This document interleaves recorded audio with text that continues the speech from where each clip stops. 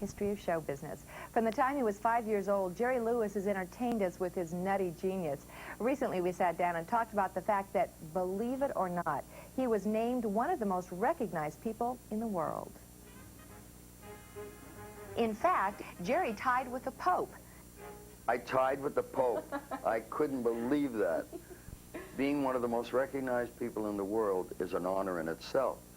But to tie with the Pope? Give me a break. This Jew from Newark tied with the Pope. I loved that. Being so recognizable is not surprising at all. After all, Jerry has been performing for 64 years. The surprising thing is he's still trying to improve. I don't think that everything I do is right. I still am battling perfection to the nth degree. What do you do that isn't right? My craft. I shouldn't say it isn't right. It's not up to par yet. You're kidding. It'll be there one day. When you watch your old movies, do you like what you see? Does it still hold up? Yes, I like an awful lot of the stuff that I see, and I'm proud of the decision-making in the editing and the judgments that I made. And they were my babies, and I look at them with infinite care. But then there are things that I see that I wish I could do again. Really? Now, what would that be? What comes to mind? Well, there isn't anything specific I could verbalize. I had lunch one day with Billy Wilder, and Billy was saying that the dream of his life would be to recut Sunset Boulevard. And not for an audience, but for him. When you hooked up with Dean Martin, was that chemistry immediate? Did you know this is a marriage? Yes. Oh, I didn't have the faintest idea that the chemistry would move us to the heights that it did. I just knew that we had this magic from the moment we met.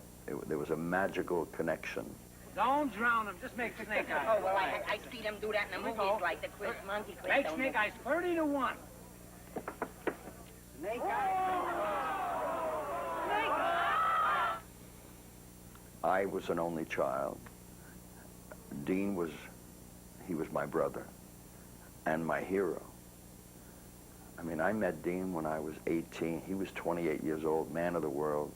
In a lot of these articles I've read, you give him so much credit. You say, you know, that it worked really because of Dean and nobody gives him credit.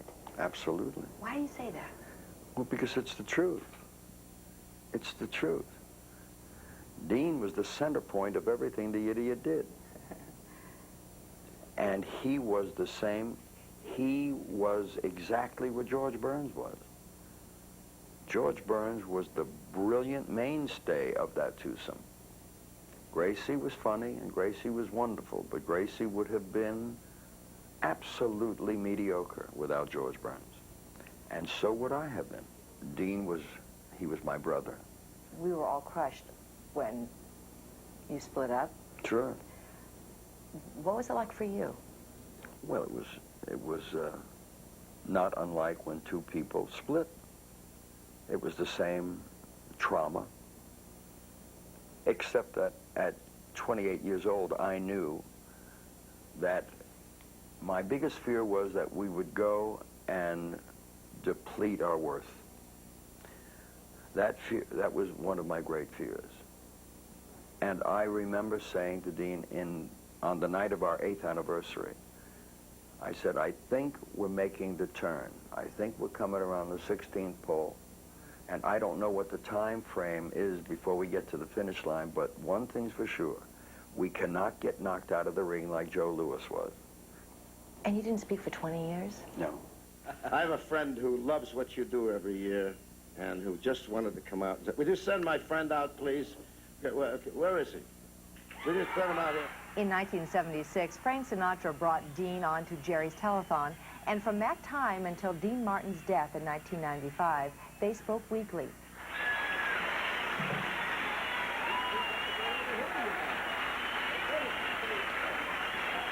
I don't know.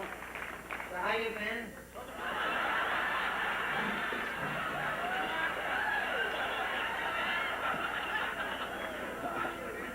You know, it seems like we haven't seen each other for 20 years. Well, you know, there was all those rumors about our breaking up, and then when I started the show and you weren't here, I believed it. I'll show you guys to your room. If you like, the lights are out upstairs, so follow me. Oh, he drinks a lot, this kid. So you working?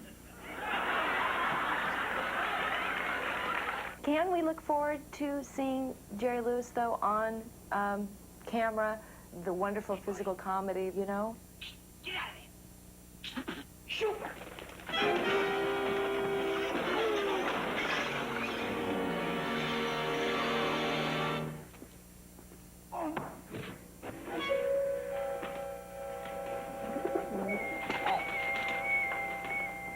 Hey, Bud.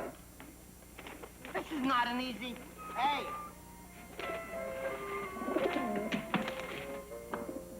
Did you ever see such a bird?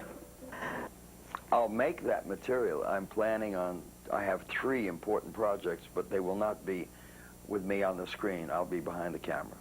And why not with you on the screen? Well, because I think that if you're a real champion, and if you've been made to understand that you are, you have to know when to hang it up. Do you mean that you're announcing your retirement from film? No. But I will do King of Comedy again. I'll do Funny Bones again.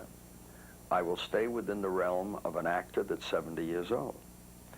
An actor of 70 years old cannot do the 9-year-old idiocy that Jerry did for 50 films. That's what I'm saying. I don't want to compete with Jim Carrey, and I think that would be dumb. Yeah, and I've read where he has said, if it weren't for Jerry Lewis, I wouldn't be here. This talent wouldn't have come out. I'm very flattered by that, and to know that I influenced someone who has taken this marvelous ride is a wonderful feeling. Plus the fact he's entitled to everything that's happening to him because he's good. He's the best visual comic that uses his body and his rhythms and his comic awareness better than anyone I've seen in the last 100 years. What's been your favorite role? Well, my favorite role was my love affair with the Nutty Professor from day one. Since when did you find it necessary to ask permission to go?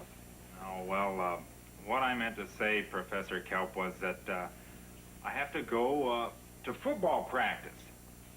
Football practice? At this hour? Now, was that because, in fact, in life, maybe you felt a duality, that there was a Jekyll and Hyde, that there was that suave, handsome part of you that no one really saw because they always saw the 9-year-old? Not consciously, I don't think so. I shouldn't even say I don't think so, because if it wasn't conscious, you don't know what it is. I do know that I had a burning... The Lucy's